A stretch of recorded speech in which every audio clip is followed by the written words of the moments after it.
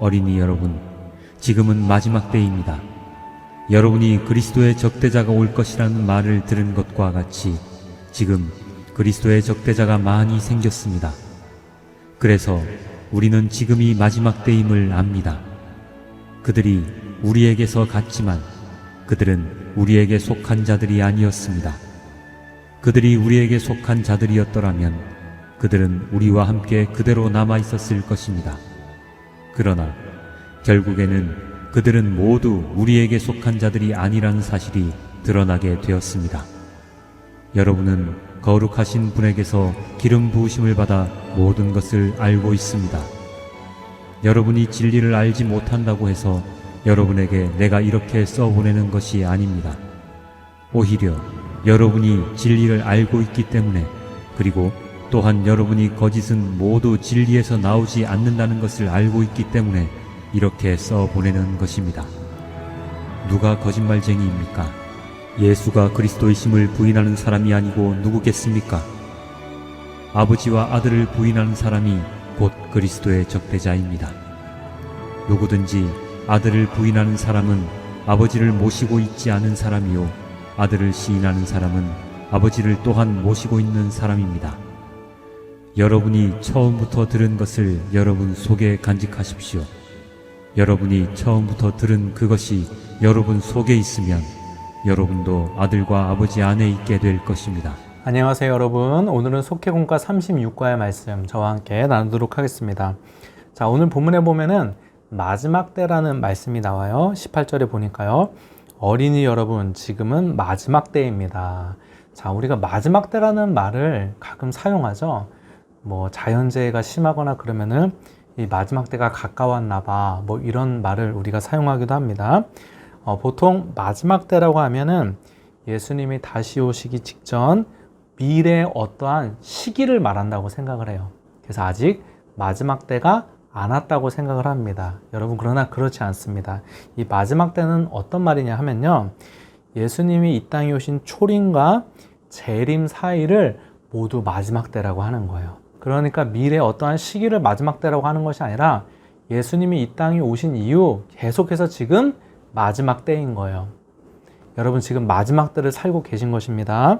오늘 본문 18절을 다시 보니까요, 어린이 여러분, 지금은 마지막 때입니다. 이 성경이 쓰여진 2000년 전이 지금 마지막 때라는 거예요.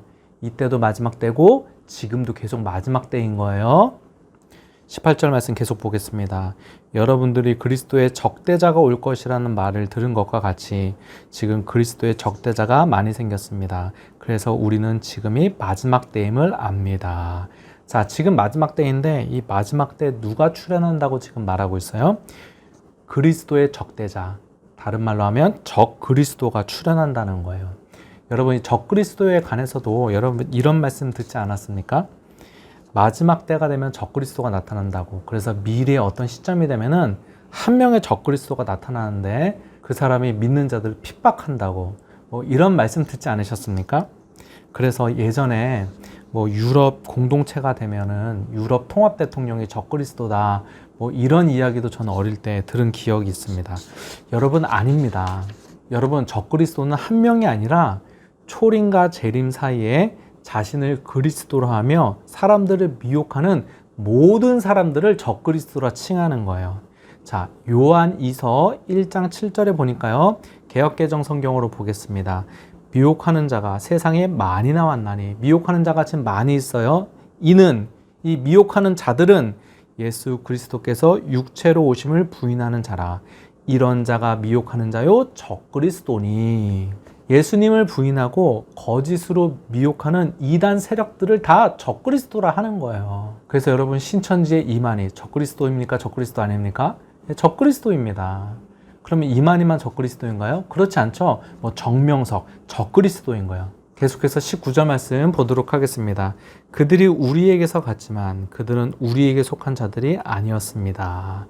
자, 그들은 우리에게 속했었대요. 근데 알고 보니까 우리에게 속한 자들이 아니었다는 거예요. 여기서 말하는 그들은 누구를 말하는 것이죠? 이단 세력들을 말하는 거예요. 이단 세력들이 처음에는 교회 공동체에 있었던 거예요. 같이 예수님을 믿는 자들인 줄 알았던 거예요. 그런데 나중에 보니까 그들은 예수님을 믿는 자들이 아닌 이단 세력이었던 거예요.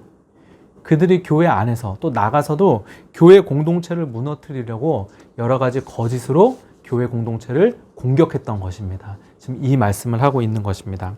여러분 지금도 동일하지 않습니까? 지금도 많은 이단 세력들이 교회 공동체를 무너뜨리기 위해서 교회를 공격하고 있습니다.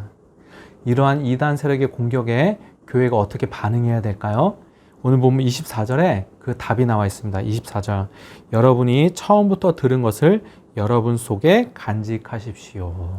이게 무슨 말일까요? 처음 들은 것이라는 게 사도들에게 들은 복음을 말하는 거예요. 그러니까 내가 알고 있는 복음 외에 또 다른 복음을 이단 세력들이 와서 전하는 거예요. 그거 받아들이지 말고 처음 들은 복음 위에 바로 서 있어라, 이 말씀을 하고 있는 것입니다. 예전 목사님들 설교에 자주 등장했던 예화인데요. 여러분 위조 지폐를 분별하는 방법이 있다고 하죠. 위조 지폐 분별하는 방법이 무엇인 줄 아십니까? 특별한 방법이 아니라 진짜 지폐를 많이 보고 진짜 지폐를 많이 만져본 사람은 자연스럽게 위조 지폐를 분별할 수 있다고 합니다. 여러분 우리가 이 기독교 진리에 관해서도 똑같습니다. 여러분 거짓 진리, 이단의 진리를 어떻게 분별할 수 있는지 아십니까? 우리가 기독교의 진리를 바르게 알고 있으면, 정확하게 알고 있으면은 사실 이단이 우리를 미혹할 수 없습니다. 우리가 왜 미혹을 당하죠? 기독교의 진리를 정확하게 모르기 때문에 그런 거예요. 베드로전서 1장 10절에 보니까요. 예언자들은 이 구원을 자세히 살피고 연구하였습니다. 여러분 예언자들이 말씀을 전하는데요. 그 말씀을 그냥 계시받아 그냥 전달한 것이 아니라 지금 뭐라고 말하고 있어요? 말씀을 받으면 그 말씀을 자세히 살펴보고 연구했다는 거예요. 여러분 말씀은요. 우리가 자세히 살펴보고 연구해야 되는 것입니다. 여러분 예언자들도 이렇게 자세히 살펴보고 연구하는데 우리도 말씀 자세히 살펴보고 당연히 연구해야 하는 줄 믿습니다. 제가 지난주 주일날 이청년부 독서 모임에 갔는데요. 제가 독서 모임에 참여하면서 깜짝 놀랐습니다. 거기 함께 참여하는 집사님들이 계신데 그 집사님들 말씀의 깊이가 얼마나 깊으신지 여러분 정말 제가 놀랐습니다. 제가 두 가지 생각이 들었는데요. 첫 번째 생각은 우리 성도님들이 이렇게 말씀을 알기를 힘써야 된다. 이렇게 말씀 위에 서 있어야 된다. 책도 읽고 신앙 도서도 읽고 이렇게 바른 진리를 알기를 힘써야 된다라는 생각이 들었고요. 또 한 가지 든 생각은 목회자인 제가 더 열심히 말씀 연구에 힘써야겠다는 생각을 하게 되었습니다. 여러분들도요. 말씀을 더욱더 사모하시고 말씀을 배우기를 힘쓰시기 바랍니다. 먼저 기본적으로 예배 시간에 선포되는 설교 말씀에 집중해서 마음을 열고 들으시고요.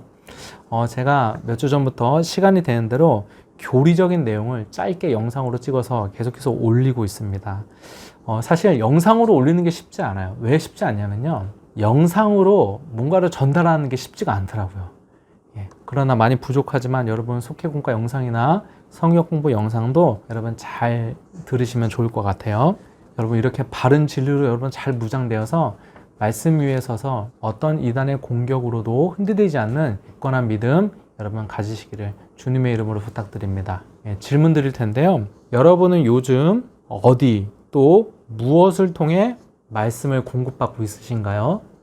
여러분이 말씀 공급받고 있는 통로를 한번 쭉 생각해 보세요. 각자 어떻게 말씀을 공급받고 있는지 여러분 한번 나눠주시기 바랍니다. 서로 나누면서 서로 도전도 되고 이러한 시간이 되었으면 좋겠습니다. 감사합니다.